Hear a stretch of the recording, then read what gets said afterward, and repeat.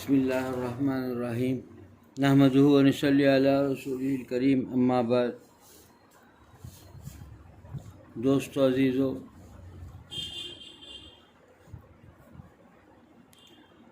زندگی مصیبت و پریشانی مصائب اسی کا نام ہے، اور دنیا جو ہے یہ مصیبتوں کا پریشانیوں کا گھر ہے۔ یہاں ہر انسان کو ہمیشہ کچھ نہ کچھ پریشانی لگی رہتی ہے، اور اس کے لیے حل کیا ہے کہ انسان اللہ تعالیٰ کو یاد کرے اور اپنے گناہوں سے استغفار کرتے رہے، اللہ تعالیٰ کا حضور ہمیشہ کہ توبہ استغفار کرتا رہے، کیونکہ انسان ہمیشہ چاہے کتنا بھی خوف سے اللہ تعالیٰ کی یاد محبت میں گزارے، خطا کار ہے، خطا ہوتی رہے گی، اور انسان کی سے غفلت ہوتی ہے۔ حضور اکرم صلی اللہ علیہ وسلم فرماتے ہیں کہ میں روزانہ جو ہے 100 مرتبہ استغفار کرتا ہوں، اللہ تعالیٰ کے حضور جو ہے اپنے طلب کرتا ہوں، استغفار کرتا ہوں، اللہ تعالیٰ سے مانگتا ہوں۔ تو انسان سوچے، ہمارے ذہن میں ہے کہ ہم سے کیا خطائیں ہوتی ہیں، یہی چیز سب سے بڑی بیماریوں کا جڑ ہے۔ عبداللہ ابن عمر رضی اللہ عنہ فرماتے ہیں کہ میں مجلس میں حضور اکرم صلی اللہ علیہ وسلم کے حاضر تھا،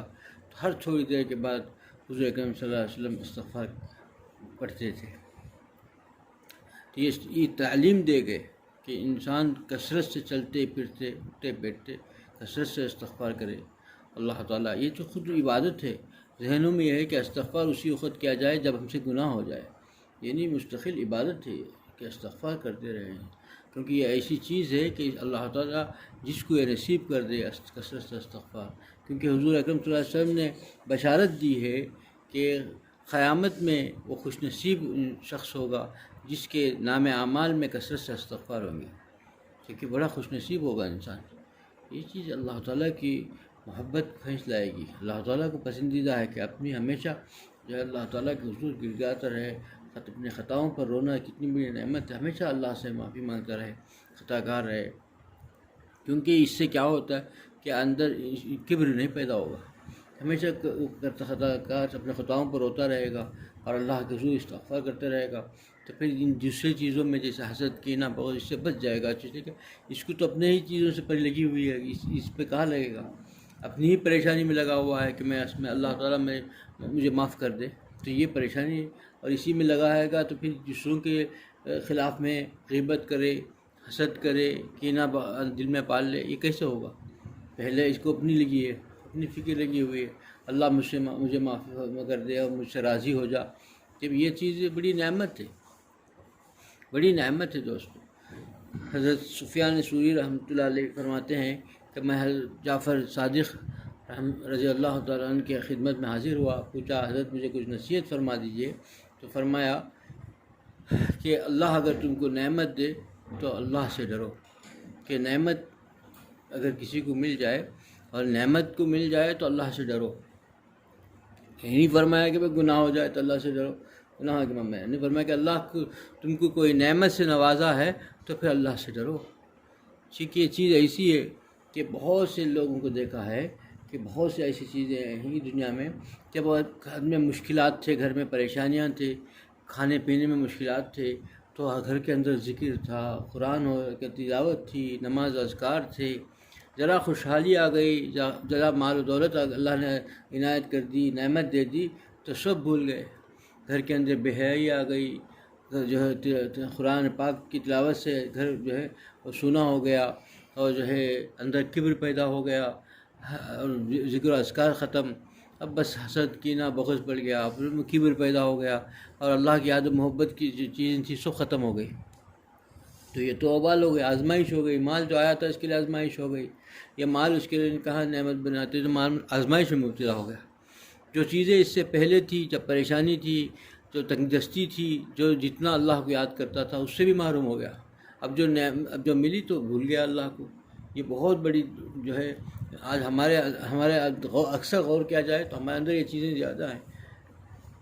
جب تک پریشانی تھی اللہ کو یاد کرتے رہے، تھوڑی سی اللہ نے جو ہے ہم پر کرم فرما کر کے عنایت کر دی، نعمت دے دی، تو اللہ ہی کو بھول گئے، سب سے پہلے منعم کو بھول گیا، نعمت دینے والی ذات کو بھول گیا، اور پھر اسی میں مگن ہو گیا، اسی دنیا کے اندر لگ گیا، اور جو نعمت دیا تھا اس نعمت میں ایسا مگن ہو گیا کہ جو نعمت دینے والی ذات ہی کو بھول گیا۔ پہلے تو مانگتا تھا، اب مانگنا بھی ختم، نمازیں ختم، سب چلے گئے۔ یہ کیوں ہو گیا کہ اللہ تعالیٰ اسی کے لیے فرمایا گیا کہ بھئی خالی لوگ یہ سمجھتے ہیں کہ پریشانیاں، مصیبتیں، آفتیں یہی آزمائش ہے، نہیں، مال بھی، نعمت بھی کبھی آزمائش میں ہوتی ہے، نعمتیں دے کے بھی اللہ آزماتے ہیں، نعمتیں بھی آزمائش میں ہو جاتے ہیں، اور پھر یاد کرو کہ نعمت جو دیتا ہے وہ نعمت لے بھی سکتا ہے۔ تو آدمی اگر سوچے کہ یہ نعمت جو دیا گیا ہے وہ نعمت کبھی چھین سکتی ہے، تو پھر کیسے وہ عقل مند ہے کہ وہ پھر اس نعمت کے اندر کھو کر کے خود منیم کو بھول جائے۔ سر یہ نعمت دی گئی ہے نا، نعمت اس کے اپنی تھوڑی ہے، نعمت تو اللہ نے دیا ہے، اس کا اپنی طرف سے کوئی کمال نہیں ہے، تو جو نعمت دیا ہے وہ نعمت چھین بھی سکتا ہے، تو پھر اللہ تعالیٰ کے حضور کیسے کر گرا کے، اور پہلے سے زیادہ اہتمام کرنا چاہیے۔ پہلے 5 وقت نماز پڑھ لیتے تھے، اللہ سے مانگتے تھے، اب اللہ نے نواز دیا ہے تو تہجد کا اہتمام کرنا چاہیے، اب نمازیں چھوٹ جا رہی ہیں، اب پہلے قرآن پڑھتے تھے، اب تو روزانہ پارہ پڑھ لیتے تھے، اللہ نے نعمت سے نوازا ہے اور عیش و عشرت کی زندگی دی ہے، تو قرآن اور زیادہ اہتمام کرنا چاہیے، ذکر کرتے تھے تو ذکر اور بڑھانا چاہیے، بجائے اس کے کہ اسی میں کھپ جائے آدمی دنیا کے اندر، اور وہ جو کرتا تھا وہ بھی چھوٹ جائے، جتنا چھوٹا موٹا کرتا تھا اس میں بھی کمی آ جائے۔ یہ بہت بڑی نالائقی ہے، اور بہت بڑی جو ہے دھوکے میں ہے ہنسنے، کیونکہ جو اللہ تعالیٰ کو بھول کر کے، منیم کو بھول کے کون چین پا سکتا ہے؟ جب پکڑ آ جائے گی بعد میں واویلا مچانے سے کچھ نہیں ہوگا۔ نعمتیں چھین جانے کے بعد کتنی چیزیں ایسی ہیں کہ وہی نعمت اس کے لیے جو ہے آزمائش ہو گئی، کہیں مال کسی کا آزمائش بن جاتا ہے،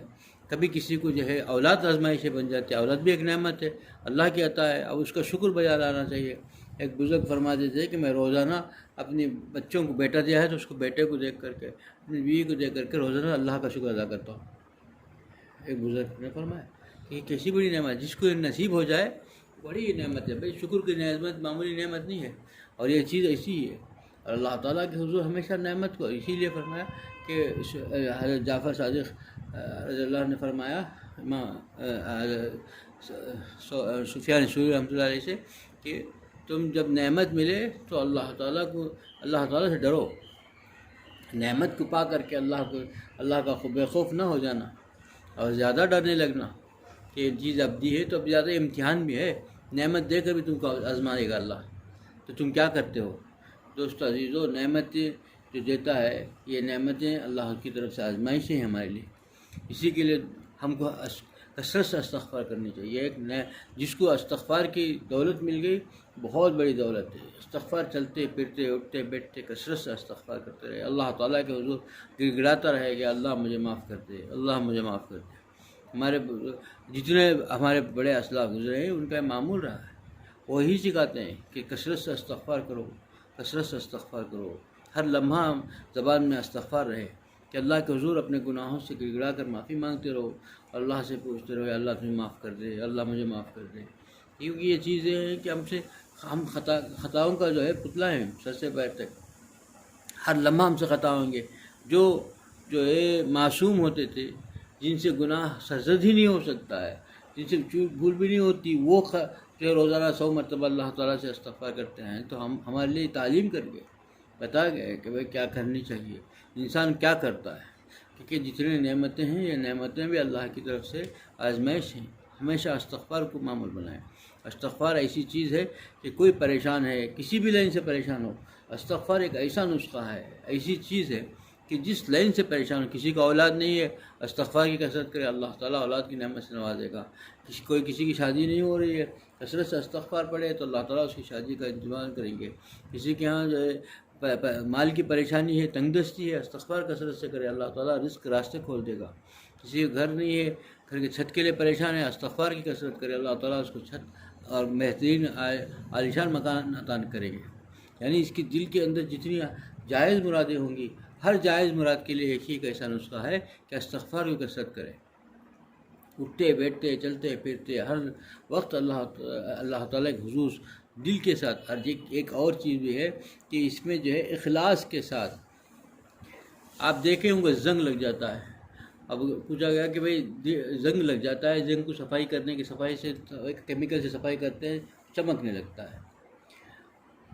اور دل کا زنگ جو لگ جاتا ہے یہ استغفار سے چمکتا ہے، اس سے صحیح ہوتا ہے. لیکن کیمیکل اگر کمزور ہو، صحیح کیمیکل نہ ہو تو کتنا بھی اس کو صفائی کرو زنگ جاتا ہی نہیں، اس کیمیکل سے کچھ بھی نہیں فائدہ ہوتا.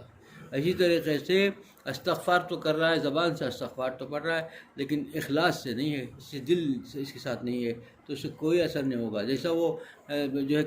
کمزور کیمیکل سے آپ کا زنگ دور نہیں ہو سکتا ہے، لوہے کا زنگ دور نہیں کر سکتا ہے، ایسا ایک کمزور استغفار پھر تو وہ چیز نہیں لا سکتا، دل کا زنگ دور نہیں ہو سکتا، چونکہ زبان سے تو استغفار پڑھ رہا ہے، دل کہیں اور ہے، دل کسی دنیا کے اندر کھویا ہوا ہے. اللہ کے طرف رجوع ہو کر کے اخلاص سے مانگی جائے. یہاں شرط ہے اخلاص، کیونکہ اخلاص سے مانگا گیا تو اللہ تعالیٰ نے 100 انسانوں کا خون کیا ہوا، 99 آدمیوں کو خطا کیا، 9 آدمیوں کو قتل کر کے کیا تھا، لیکن اخلاص تھی کہ اس نے اخلاص سے توبہ کرنا چاہتا تھا. پھر 100 بھی قتل کر دیا، پھر بھی اللہ نے اسے جنت کا مقام عطا کر دیا، کیونکہ اخلاص تھا. 99 خون کر کے اب جو ہے اللہ کے حضور جو ہے توبہ کرنا چاہتا تھا، پھر بھی اس حال میں پھر بھی خون کر دیا، تبھی باز نہیں آیا اسے. 99 میں ختم نہیں ہوا، 100 پورا کر دیا. پھر بھی اللہ نے وہ اخلاص، چونکہ اس کے اندر توبہ جو ہے اخلاص کے ساتھ تھا، اس کے توبہ کے اندر مکمل اخلاص تھا، تو اللہ تعالیٰ سب کچھ ایسا صفائی کر دیے کہ جب پھر چند لمحے میں مر گیا. 100 کو کیا مارا، 100 کے بعد ادھر بھی ختم. لیکن اللہ تعالیٰ نے جنت کے اعلیٰ مقام عطا کر دیا، جنتی بنا دیا. اب 100 کا خونی کیسے جنتی ہوگا ایک لمحے میں؟ تو بتایا اخلاص، وہی اس کا استغفار اخلاص کا تھا، اس کی توبہ اخلاص کی تھی. اخلاص انسان کہیں سے کہیں پہنچ جاتا ہے. اخلاص کے بغیر کیا ہوا، کوئی چیز کام کرنی. جیسے کہ اسی کمزور کیمیکل کا بنا ہوا زنگ بھی دور نہیں ہو سکتا، تو پھر کیسے ہوگا؟ ویسے اب ہمارا استغفار اسی کا ہے کہ زبان سے تو استغفار ہے، دل سے استغفار نہیں ہے. دل ساتھی نہیں ہے، دل کہیں اور ہے. دل کے ساتھ اخلاص کے ساتھ استغفار ہوگا تو اس کے ثمرات مرتب ہوں گے. یہی اصل ہے دوستو. انسان جتنا اللہ تعالیٰ کے حضور استغفار کرے گا، پھر سارے پریشان، جتنے لوگ پریشان ہیں، وہ پریشانی ذاتی پریشانی ہے، گھریلو پریشانی ہو، یا ملت کی پریشانی ہے، امت پریشانی ہے، پورا ملک پریشان ہے، اور سارے امت پریشان ہے، سارے مسلمان پریشان ہیں، تو سب انفرادی ہے تو انفرادی مانگنی چاہیے استغفار. اور یہ ایسی پریشانی اجتماعی طور پر آئی ہے، کسی شہر پہ آئی ہے، کسی گھر پہ آئی ہے، تو گھر کے سارے لوگ مانگنی چاہیے استغفار. کثرت سے سب استغفار کرے. سارے شہر پر ہے تو سارے شہر کے لوگ اللہ کے حضور گڑا کر استغفار کریں گے، تب پریشانی دور ہوگی. اور سارے ملک پر ہے تو سارے ملک کے لوگ استغفار کریں گے، تب پریشانی دور ہوگی. یہ اصل ہے کہ ہر آدمی استغفار کرے، اور سارے پریشانی، چاہے وہ انفرادی پریشانی ہو، چاہے اجتماعی پریشانی ہو، جو ذاتی پریشانی ہو، سارے قوم کی پریشانی ہو، سبھی کے لیے ایک نسخہ ہے. لیکن اس سے انسان جو ہے غافل ہے، غفلت کو چھوڑ کر کے استغفار کرے گا، کامیاب ہوگا. اللہ مجھے بھی اس عمل کی توفیق عطا فرمائے، آپ لوگوں کو بھی اس عمل کی توفیق عطا فرمائے. وآخر دعوانا الحمدللہ رب العالمین.